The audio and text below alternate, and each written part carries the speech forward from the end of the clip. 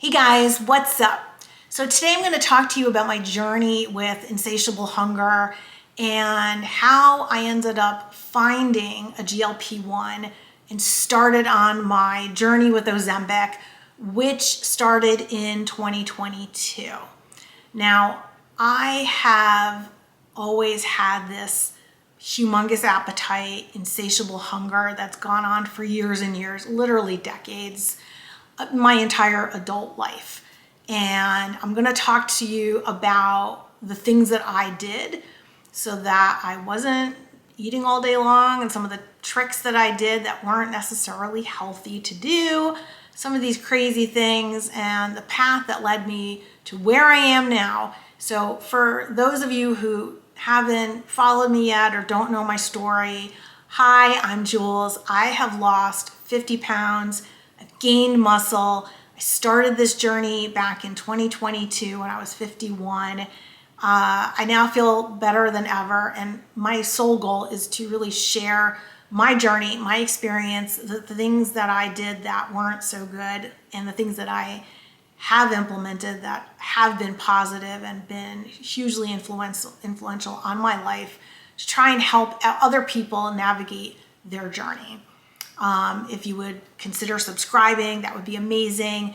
Give this video a thumbs up. It only shares this message, which is the goal. Share my message with other folks to help them so that they can avoid some of the pitfalls and the trials and the pains that I have been through, and give them some answers and solutions to know that you're not alone. You can do this. You can get healthy. You can feel healthy. And I am here to spread that message.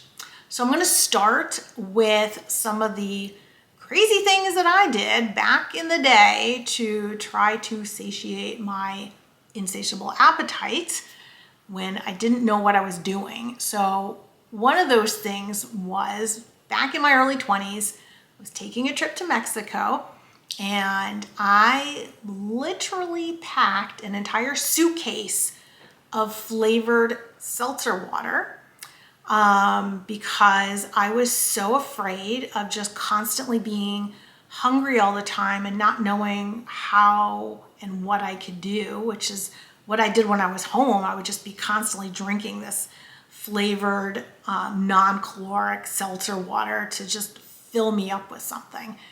So that's what I did. I packed an entire suitcase. I also would chew packs and packs of sugarless gum and sugarless candies, all non-caloric. Well, this came to bite me. How? I got horrible stomach pains. I started visiting doctors, not knowing what was going on. Nobody could figure it out. Well, one day I was in the supermarket in line, and I'm waiting, and you know those magazines and whatnot that are there to entertain you and lure you in. Well, it lured me in. There was a prevention magazine, and there was something on the title that made me pick it up, and I opened it up and started reading an article on somebody who had the same exact stomach pains and symptoms that I had. And it was all from an overuse or overindulgence of sorbitol. If you're not familiar, sorbitol is what's used in sugarless gums and candies to make it non-caloric. It's artificial. I was consuming so much of this that it was giving me these just horrible, debilitating, to the point where I went to doctors, stomach pains. And I read this article and it was the same thing, and that was the solution. And I went, oh my God, I've been doing this to myself. So I immediately stopped consuming all of this stuff, and the pains went away. Now, what I wasn't very careful about was I didn't totally realize everything I was consuming had sorbitol in it. So when I took that trip to Mexico, I didn't realize that I had packed some of those sugarless candies with me and was kind of like just going through them on the airplane. And when I got to Mexico, those pains came back and I didn't realize it. And I ended up calling a doctor down in Mexico because I literally couldn't move. Long story short, it took a few days. I realized what I had done, and I really was diligent about not consuming anything with sorbitol in it. And from that day forward, that was my mid-20s, I have literally never consumed anything with sorbitol in it.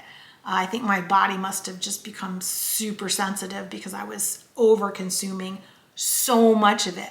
But those are some of the things that I did to try and, kind of quench that hunger that I always had, this appetite that I just could not turn off. I mean, some other things that I did was I would make these huge salads, bowls, like a giant bowl of salad, and throw, vegetables and everything in it. But this was a salad that would probably a family could eat, and I would eat that in one sitting, just to try to keep me full. I literally just always had to just know that I should be done eating now and push that away. But I never had that switch. I never had that trigger that said, I'm full, I'm done, I don't want any more.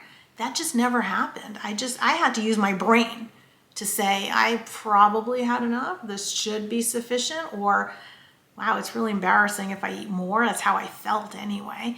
Even talking about some of these things is it's almost embarrassing to think of all the things that I did. And all this time, I thought there was something wrong with me. I thought it was my fault. There's something inside of me that just isn't right. And I never knew anybody else that had this issue. I never really talked about it with anyone either.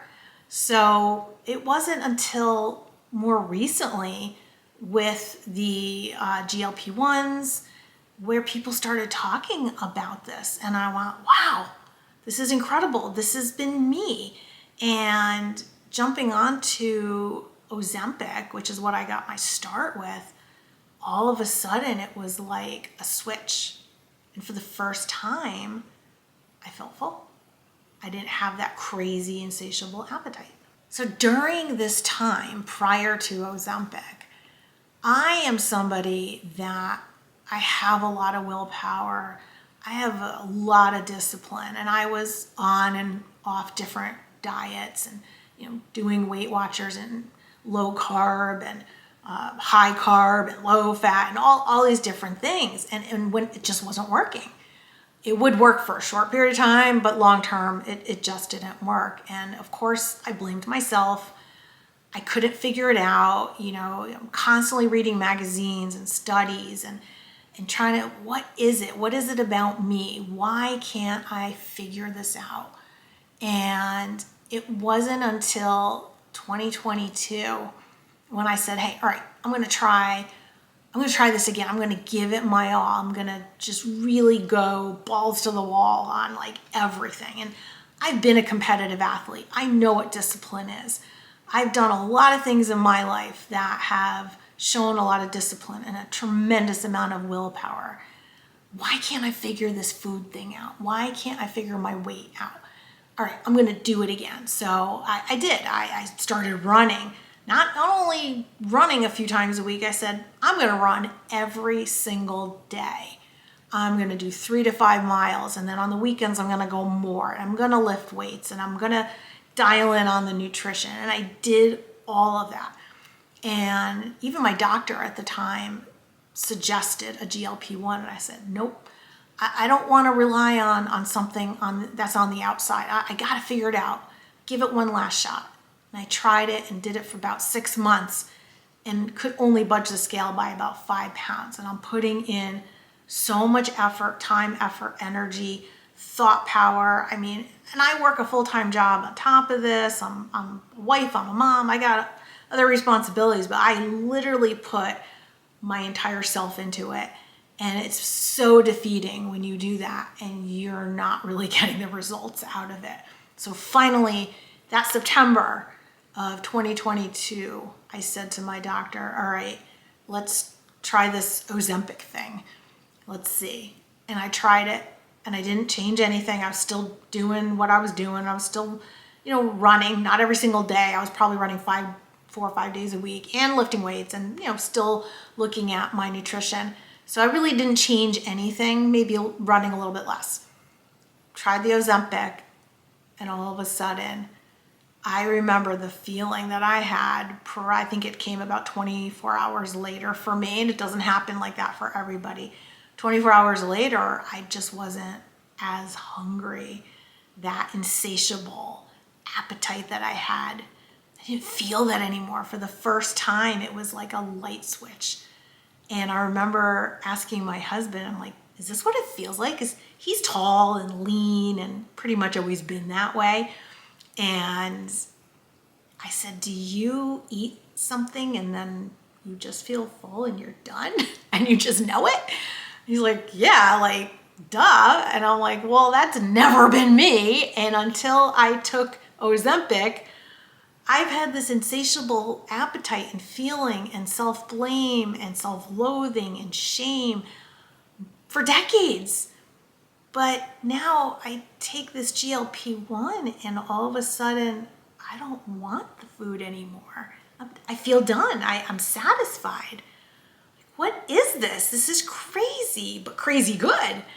And it basically continued that way. So I was able to think more clearly, cognitively. I was able to think of other things other than food all the time. I was able to plan better. Everything just started to fall into place.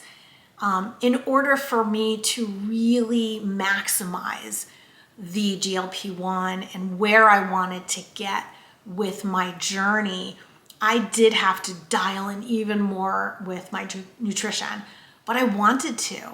I wanted to see how fit could I get? How lean could I get? And of course, health was the key goal. I wanted to become healthy the entire way, but I wanted to build muscle, and I wanted to get stronger, and I wanted to get leaner.